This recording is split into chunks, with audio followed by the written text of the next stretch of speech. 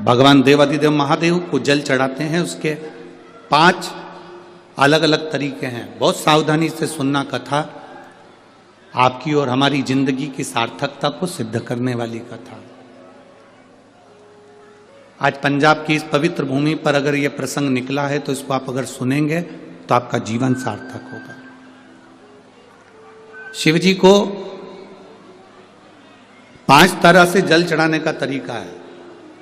जैसे पंचामृत होता है, दूध, दही, शहद, घी, शक्कर, ये सब पंचामृत के अंतर्गत आते हैं। उसी तरह शंकर जी को 5 तरह से जल चढ़ाने का क्रम वर्णित किया गया। अब उसको समझेंगे, बहुत सावधानी से समझिएगा। पहला, जल लेकर आए, सीधे डायरेक्ट शंकर भगवान के शिवलिंग पर चढ़ा दिया। यह प्रथम जल का चढ़ाने का तरीका। दूसरा, जहां से पानी बहकर जाता है, जहां से जल बहकर जा रहा है, उसके ठीक विपरीत जल उत्तर में जा रहा है, आप दक्षिण में खड़े होंगे और दक्षिण में खड़े होकर उत्तर की ओर मुख करेंगे और शिव जी को जल समर्पित करेंगे। यह रोग मुक्ति करने वाला है और हमारे रोग पर हमें विजय प्रदान करने वाला है।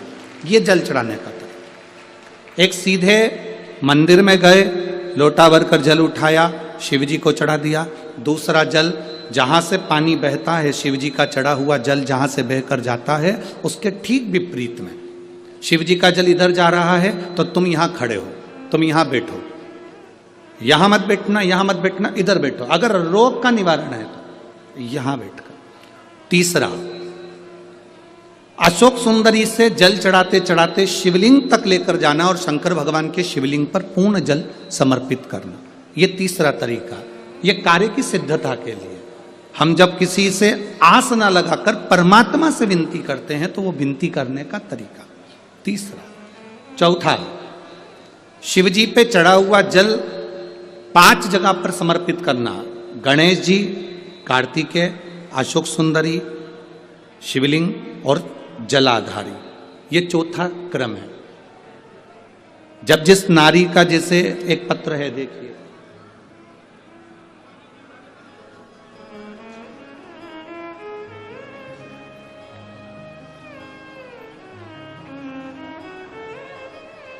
मेरा नाम मोनिका है, मेरे पति का नाम संजय सिंह है।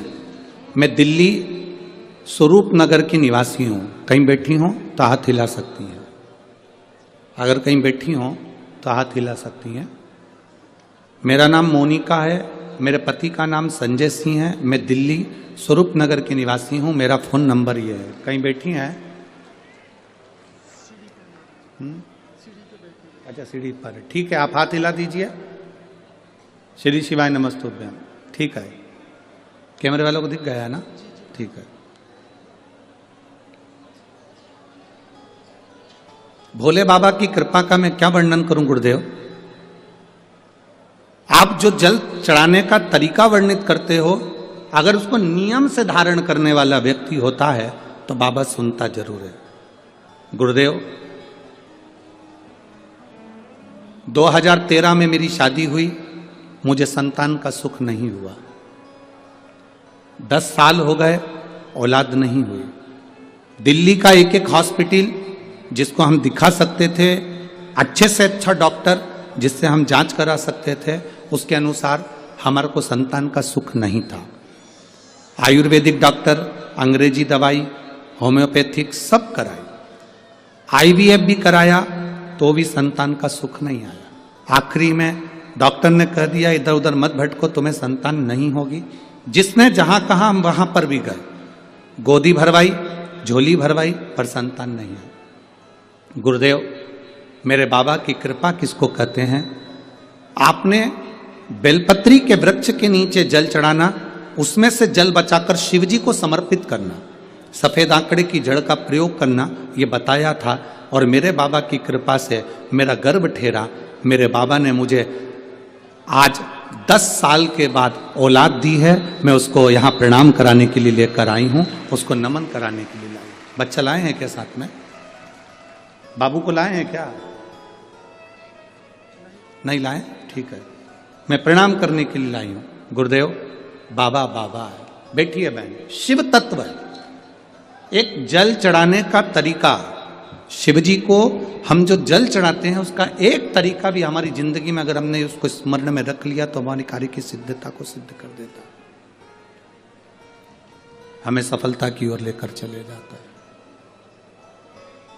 सीधे जल चढ़ाना, दक्षिण में बैठकर उत्तर की ओर मुख कर कर जल चढ़ाना, अशोक सुंदरी से लेकर शिवलिंग तक जल चढ़ाना, 5 स्थान पर गणेश, कार्तिकेय, अशोक सुंदरी, जलाधारी, शिवलिंग पर जल चढ़ाना 5 स्थान पर, ये चौथे नंबर का।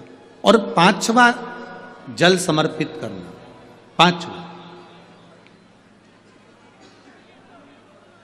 5वें नंबर का जल।